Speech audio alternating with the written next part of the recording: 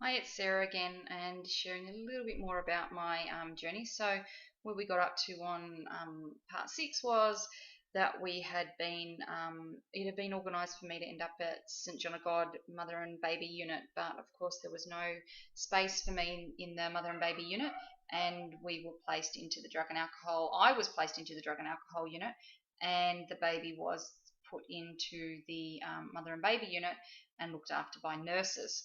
So we got there on the Friday morning, and what I'm really clear in is that I didn't want to be there. I really didn't want to be there. I felt like such a failure, and I was sobbing. It was almost, I'd almost reverted back to being a little girl, um, begging my husband not to leave me there, and that I'd promised that I would be better and I would do better if he didn't leave me. Um, and this whole thing had taken away from me who I was. They gave the baby to one of the nurses when they were showing us around,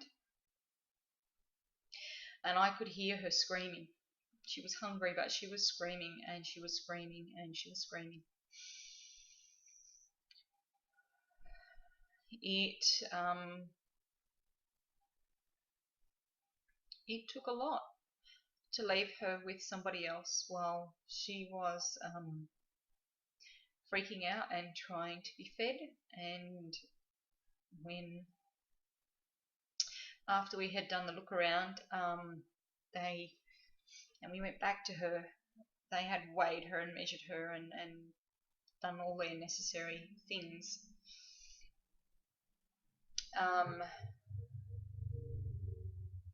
They said, "Wow, I'm not quite sure how you've managed for the last 5 weeks."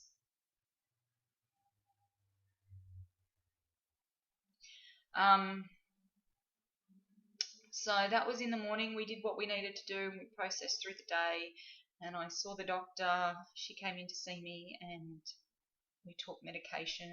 And I don't really remember much else except for this lady. And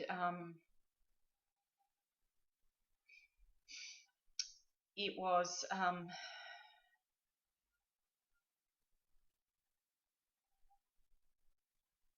when I saw her and how sick she was, and she was really, really sick. Even in my, it's like this fog. I kept feeling like I was in this fog. You know, when you're driving down the freeway and there's just all this fog around you and you really can't see anything ahead, and that's what it was like. It was really foggy. My brain was completely fogged up. But I remember seeing this girl, this lady, and going back to my room and saying, I'm not like them. I'm not like them. Please don't make me stay here. I was really scared. But I got through that day, and we saw the doctor, and that night was the first night that I had had a full night's sleep in months and months, you know, because I wasn't sleeping fully as most pregnant women don't at the end of the pregnancy, through the full night. And that was, I'd slept. They did come in and out throughout the night, which was a bit disturbing, but no more disturbing than having to get up and deal with babies. Part of when I know I'm not, not well, is when I start to get concerned for my personal well-being and my family's well-being.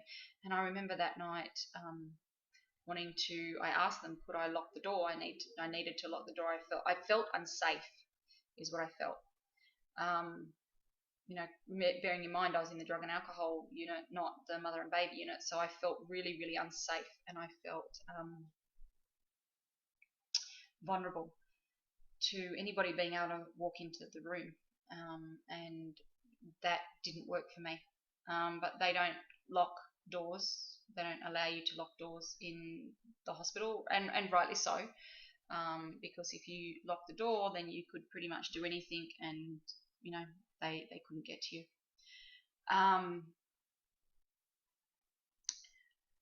So they let you sleep for the first 2 nights. And on the third night, because I still wasn't in the mother and baby unit, they said that they would let me sleep through the night again, and because it's normally 2 nights with the help, and then you need to get back into it so you can still stay bonded with the baby, etc. And I am stubborn. I'm very strong-willed, and I'd been told this is what the rules were, and so rules are a really big thing. And so these were the rules. So I was like, no, you wake me up. I'm going to feed my own baby. I just need to, I need to know when. Of course, she wasn't allowed to be in my room. And I met the nurse who had basically looked after her for the last 2 nights, but she acknowledged how hard it had been for her to feed my baby, and it had taken her something like 2 hours to feed this 14-week-old baby 100 mils, I think was all she could get into her. And I'll never forget where she said that she had to then go to Cairo to have her back fixed because trying to feed my baby left her with her back being out. So that was pretty massive for me to get, that I'd been struggling on my own for 5 weeks with no help, nobody around to help me, and to understand me and to validate that what was going on was correct. And they still didn't really get what was wrong with her. They again said she was reflux, and I know she wasn't reflux. I knew it wasn't reflux, and I was feeling so crappy because they were chucking this medication down my baby's throat. And I kept saying to them, well, how can it be okay to put medication down her throat when you're telling, and they're all chemicals, when you're telling me that I can't feed her food? Food is, food is then nourishment. But that's just, that's what I had to do. And so we did it, and I got through a week with a couple of doctor's visits, and then on the Friday of the week that I'd been there, a week, the doctor came in and she said to me, wow, you've really come a long way in the 2 weeks that you've been here. My progression was done in a week. And I said, oh no, I've only been here a week. She went, oh wow. I had negotiated with her on the previous Tuesday as to how much medication I was willing to take, and it was like, no, you really need to go to a certain level. I'm like, no, I really don't want to, and I don't like medication. I'm not really interested in having it.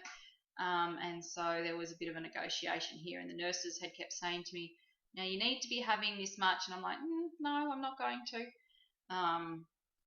because I don't normally take meds anyway, and I certainly didn't like it at that point, and I like it even less these days. They told me when we were checked in that it was a minimum of 3 weeks, but I had decided I really didn't have the time to be in there for 3 weeks, and that really I needed to go home. I needed to go home with my baby, and I needed to be there for my eldest daughter, who had basically been pulled from pillar to post to friends' places every afternoon after school for a 2-week period. So on the Saturday, I think, of the second week, we were allowed to go home.